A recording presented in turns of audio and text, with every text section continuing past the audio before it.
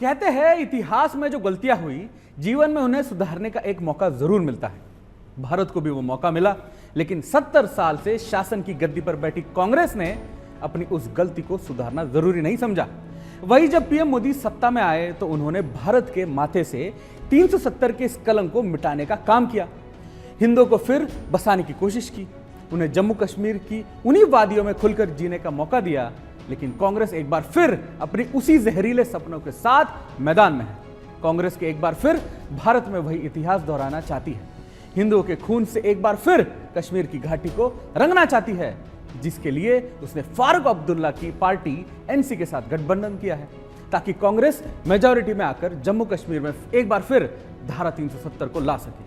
उनके पार्टी के साथ गठबंधन में बंदे एनसी पार्टी के नेता और जम्मू कश्मीर के पूर्व सीएम उमर अब्दुल्ला ने खुद इसे लेकर कहा कि जो सुप्रीम कोर्ट की जो बेंच 370 हटा सकती है तो वो दोबारा ला भी तो सकती है। सुनिए क्या कहा है उमर ने। कोई चीज नामुमकिन नहीं है ना। अगर ये नामुमकिन होता तो जब सुप्रीम कोर्ट ने 3 बार 370 के हक में फैसला किया तो उस वक्त नामुमकिन क्यों नहीं था? जब बीजेपी को राजीव गांधी के उस ऐतिहासिक कामयाबी में लोकसभा में सिर्फ 2 एमपी थे, तब नामुमकिन क्यों नहीं था? ना, ये अल्लाह ताला का कोई फैसला नहीं था, ये लोगों का फैसला था। पार्लियामेंट के जरिए ये फैसला लिया गया है। पार्लियामेंट का कोई भी फैसला तब्दील हो सकता है।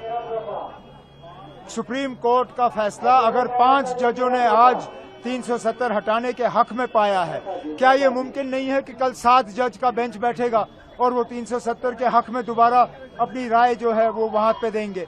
कोई बात नामुमकिन नहीं है ना। वही पीएम मोदी ने गुजरात में कहा है कि इसे लेकर साफ कह दिया है कि अब जरूरत है कि पूरा हिंदू समुदाय एक हो और इन टुकड़े टुकड़े गैंग वालों को सबक सिखाएं।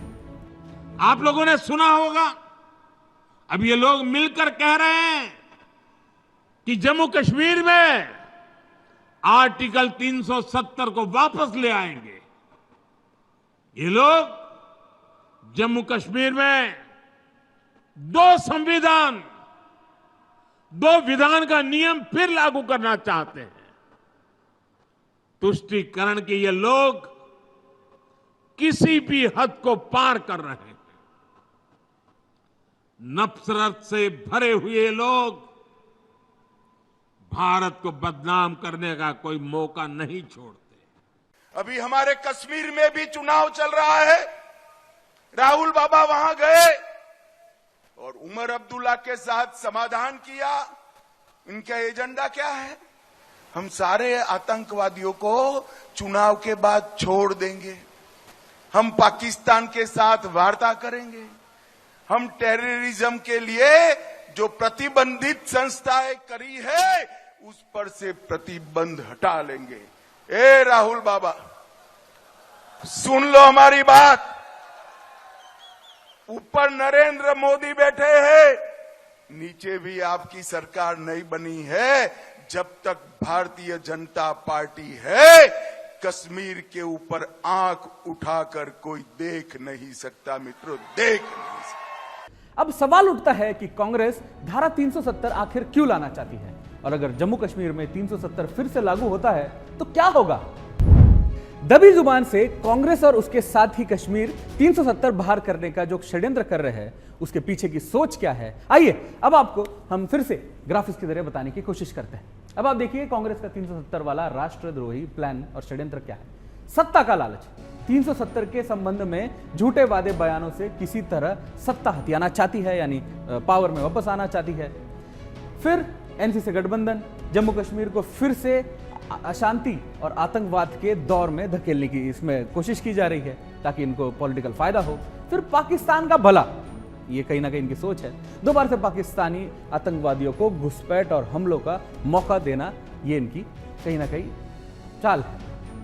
अब कश्मीर हो अलग अलग थलग, यानी कश्मीर को डिवाइड करने का रोल है। 2 अलग झंडों के जरिए कश्मीर को अलग कर और इसकी देश को बांटने की मांग की कोशिश में कांग्रेस लगी है। अब पिछड़ों का दमन, गुर्जर, बकरवाल व दलित को उनके हक से वंचित करते हुए उनका उपोषित रखना चाहती है। तो इस ग्राफिक्स के जरिए हमने आपको समझाने की कोशिश की कि क्या इनकी चाल, जो एनसी के साथ गठबंधन कांग्रेस का हुआ है, इसके पीछे आखिर क्या षड्यंत्र हो सकता है।